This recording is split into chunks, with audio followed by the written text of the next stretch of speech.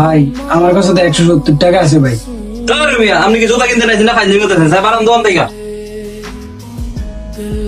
ভাই আমি দুটা পাওয়া দিচ্ছি ভাই, আমার বোনের লেগে ভাই, বোনের জুতাটি ছিঁড়ে গেছে ভাই, দেন না ভাই প্লিজ ভাই দেন।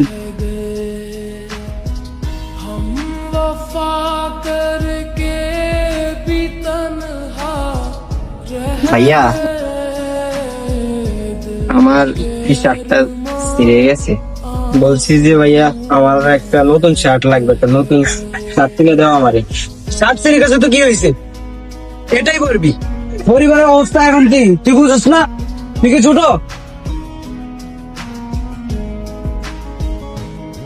ভাই মাস তো শেষ হয়ে আইলো, এদিকে কালকে আবার কিস্তি আছে ভাই, আর 2 দিন পরে দিই।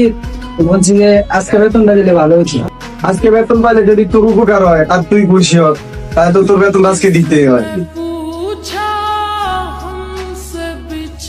এই নে এখানে 12,000, তোর বেতন 9,000 আর ঈদ উপলক্ষে 3,000। অনেক অনেক ধন্যবাদ ভাই।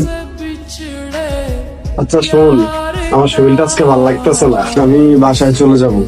তুই দোকান বন্ধ করে ঠিক মতো বাসায় চলে যাইস, আর কালকে সকাল সকাল এসে পড়িস। আচ্ছা ঠিক আছে ভাই।